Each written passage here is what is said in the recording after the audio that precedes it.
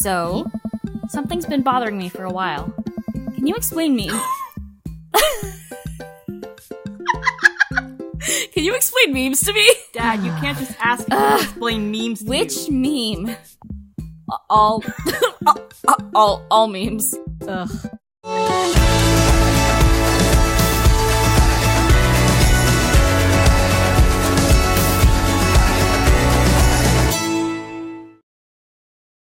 Ah! I wake up to a text from an unknown number. Rise and shine, early bird! Fuck. Still want to work out? This is Craig, by the way. Smiley face! Holy crap, it's 6 a.m. Who does 6 a.m. anymore? Without realizing it, I drift back to sleep. No! Whoops, must have winked back out. I check my phone again. Hey, bud, still want to get your swole on? I'm ready to tear up the track. Hit me up! God, the last thing I want to do right now is work out. But it is Craig.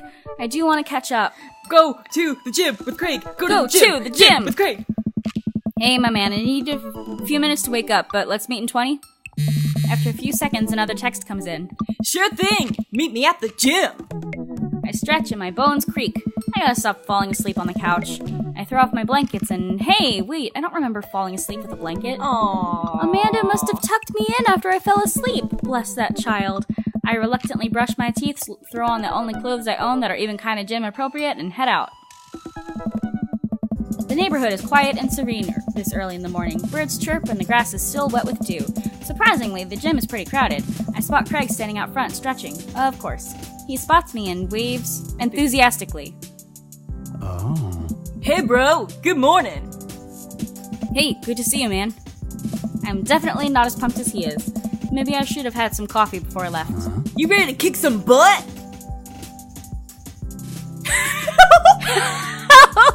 With your help. Either with your help I am, or gotta stay posy, dude.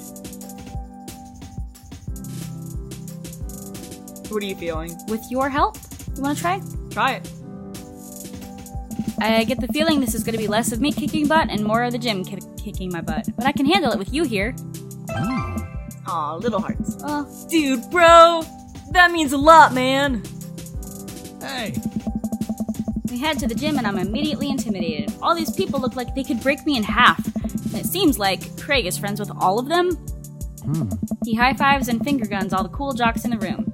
They look like they could and would steal my lunch money to spend on protein shakes. Nice. Come on, bud, let's warm up. We head over to the treadmills and start walking. Okay, I can walk. Walking's good. This is a decent place to be. Walking. So, I know we're on treadmills. Yeah. And those over there are ellipticals. Very good. What is all this other stuff? I legit had the same question when I joined my gym. Craig laughs. Bro. They may look a little scary, but I can guarantee that all of them serve a specific purpose for building muscle mass. Hoo-ha! I watch as a dude in a muscle tee flexes a muscle I didn't know existed on a machine I think was once used to process grain into flour. What is that? What is that guy doing to himself? That's a good question, bro. What do you think he's doing? Training Praying to some sort of pain god. I'd say training to crush people's skulls. With his thighs. Obviously, he's trying to make his thighs so strong he can crush people's skulls with them. Hey. Yeah, that's pretty much the only reason I work out. Nice. Oh no, Craig is turning up the speed. I better do the same. How long have you been doing the buff bara thing? Couple years.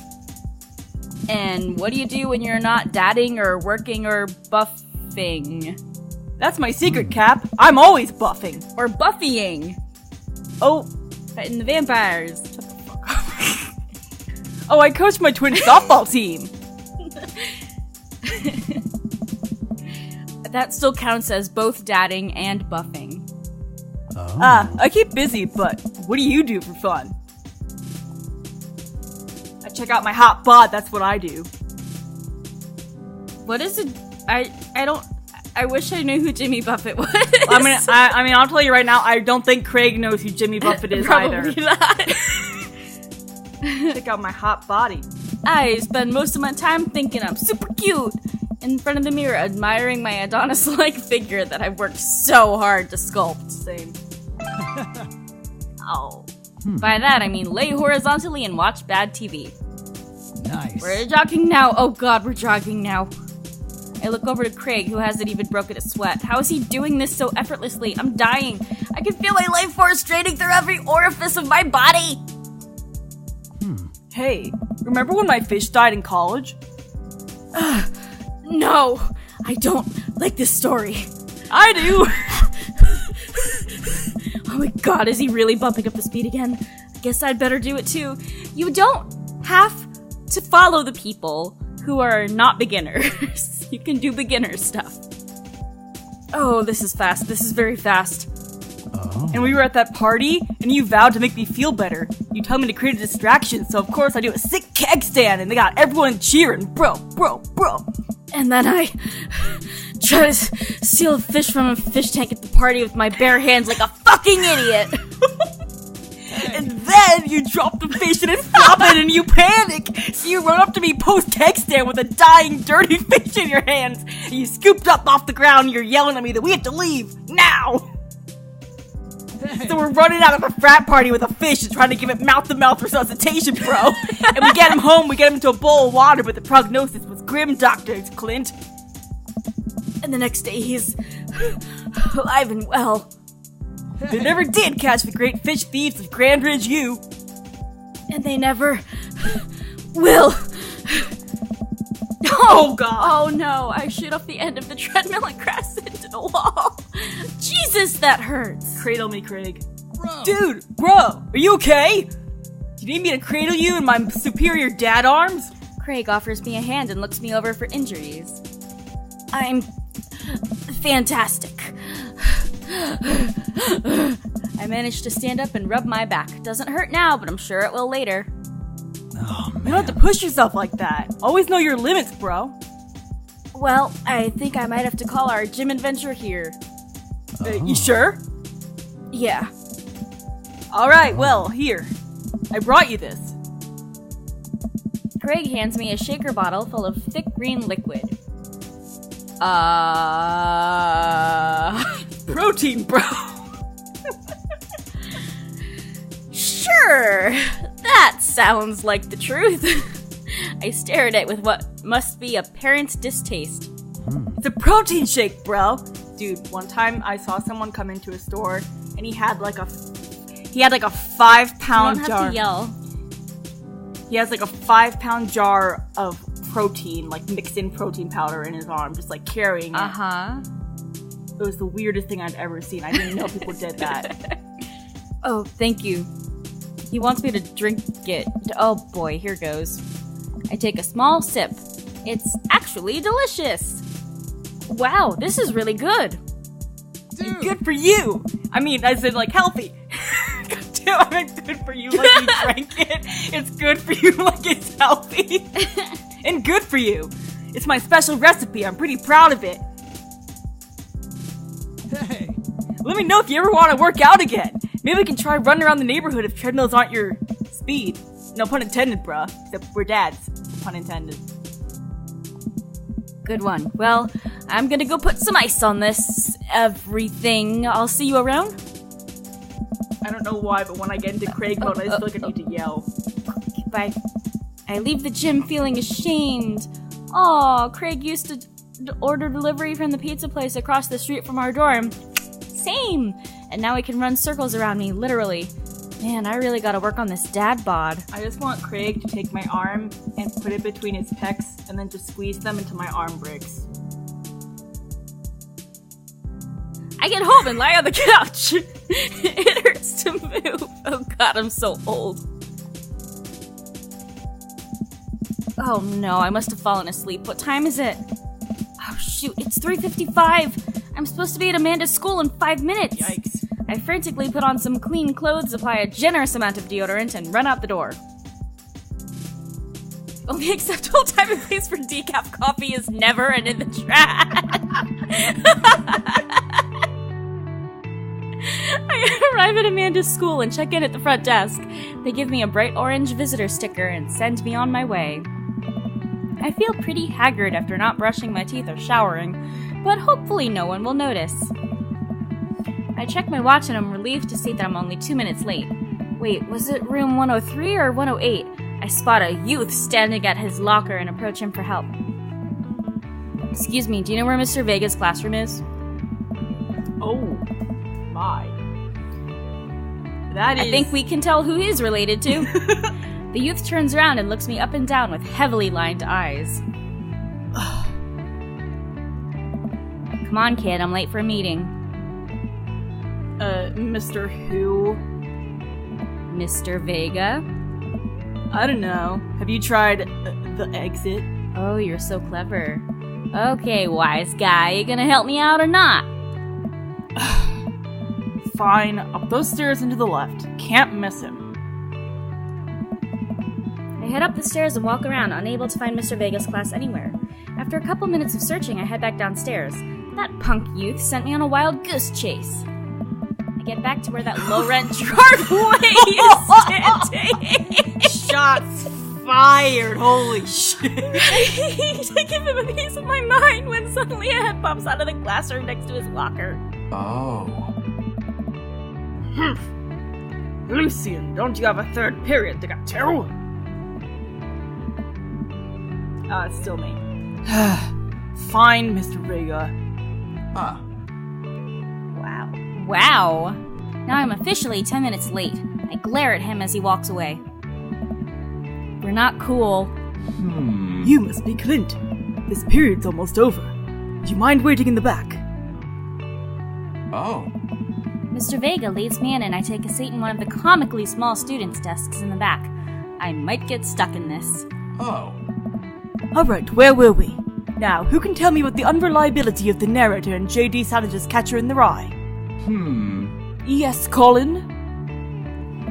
Colin stands up and does the thing where he blows into the crook of his elbow to make a fart noise. I'm glad we're in sync. The whole class erupts in laughter. Oh. Alright, everybody. Very funny, Colin. Please sit down. Oh. Now, Holden Caulfield is an unreliable narrator in the sense that... The bell for the end of the period rings. All of the students immediately get up and make a break for the door. Huh? Remember to do the reading and answer the response questions on page 194 in your textbook. No one's listening. Oh. Or not, I guess. Mr. Vega turns to me and sighs. Middle schoolers, right? Don't you teach high schoolers? I don't know. Both, you know, budget cuts. Right. Thanks so much for coming in. No problem, Mr. Vega. Please, call me Hugo. I don't know. I don't normally do these impromptu parent-teacher meetings, but as I'm sure you know, Amanda's a very bright student, and I'm concerned about her recent behavior. What's going on? I don't know. Amanda has never been the most engaged student, but I know she cares. Recently, though, she's been falling behind. She's not completing assignments and has been doing rather poorly on tests. I don't normally chalk that up to senioritis, but... This is strange. I thought Amanda always shared everything with me. It hadn't even crossed my mind that something might be wrong. I just wanted to ask, is everything okay at home? I mean, we just moved.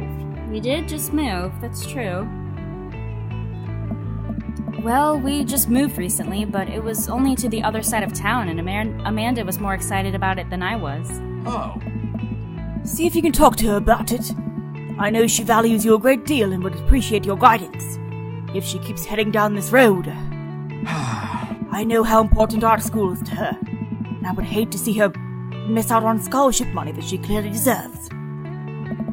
I'll make sure to talk to Amanda. Thanks for letting me know, Hugo. Hey. Here, anytime. On my way out, I stopped, thinking for a moment. I turned to Hugo. Hey, Hugo. Yes. Did he say we could call him by his first name? Yeah, he did. He said, Okay. Please call me Hugo. I have no memory of that. they ever catch that rye? But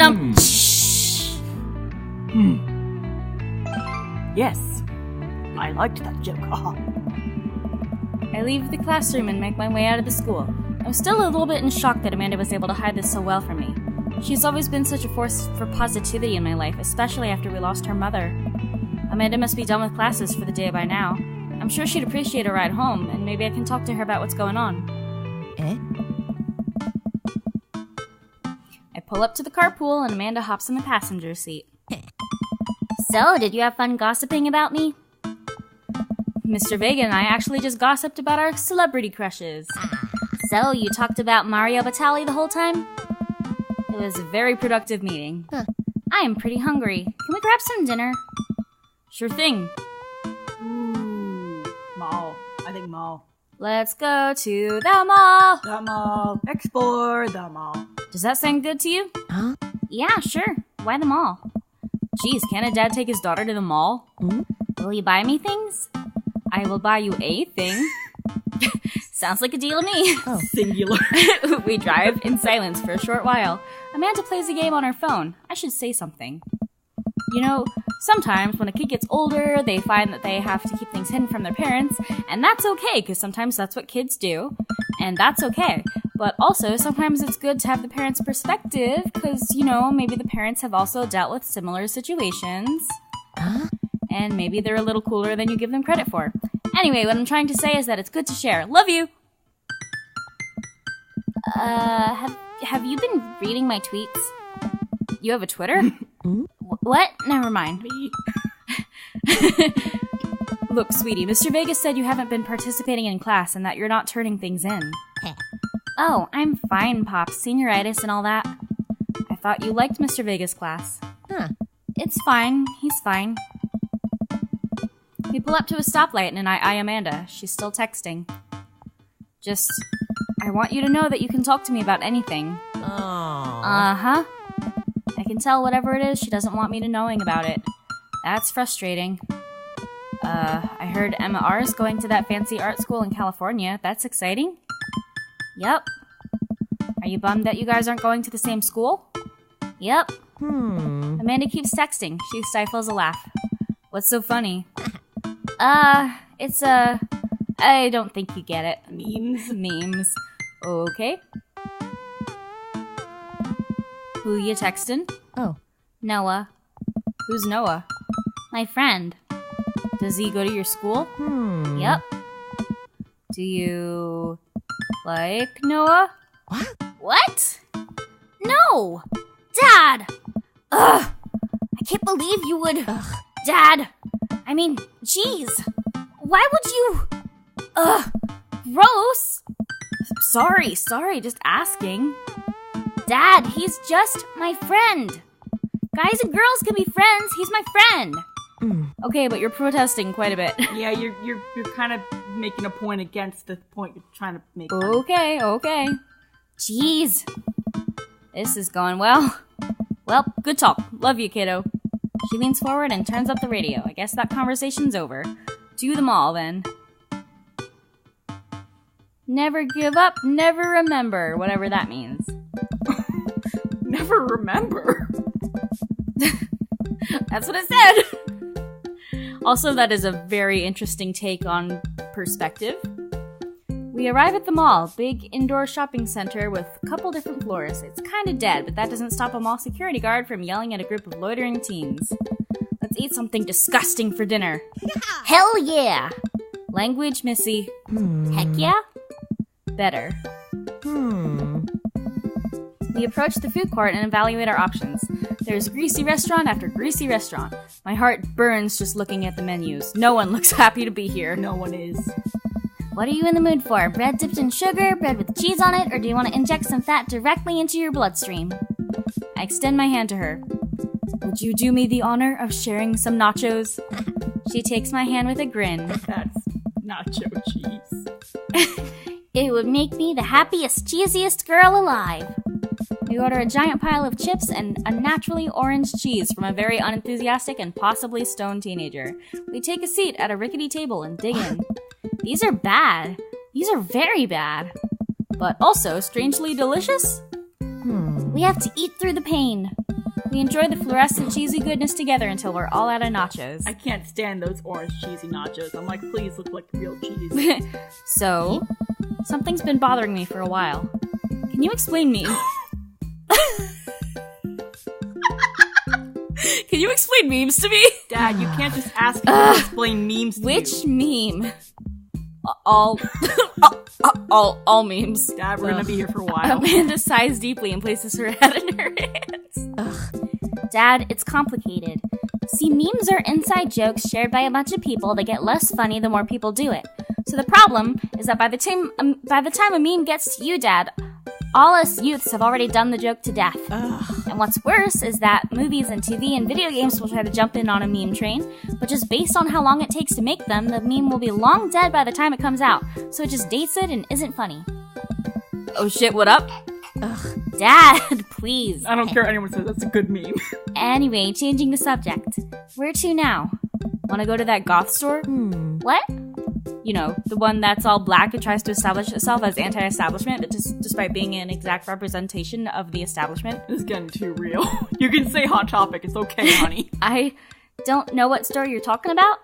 You know, the one where you can buy chain wallets and it's basically an assault on what people fought so hard against in the punk and hardcore movements of the 70s and 80s. Dude, you gotta be more specific. Sad. The one you threw up in that one time. Oh, that one! Yeah. Oh my. Amanda runs into the store with me trailing behind her. She makes a beeline for the back. There it is! You still see the outline, sorta. I'm so proud. Speech! Amanda. Alright. Speech! All right, I'll do it if you stop chanting. Amanda stops immediately. I clear my throat. Thank you all for joining us here today to commemorate an historic moment that would forever shape history. On a day very much like today, some 5 years ago, our very own Amanda Ann Eggwood had too much blue raspberry slushy on an outing to the mall. Oh.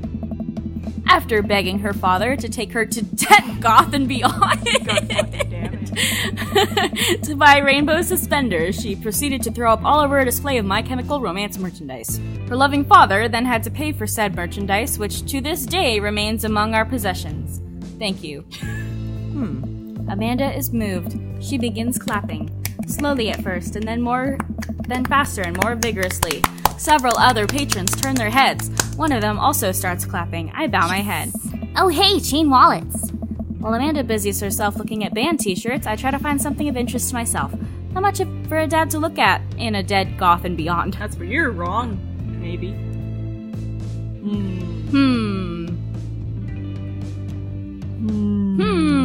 I don't know. Ironic mugs. Mug? I'm suddenly stricken by existential fear. If there's only one number one dad, why are there so many mugs here that say that? This whole time I thought I was the only one. If I'm not number one, where do I place on the global dad ranking charts? I have work to do.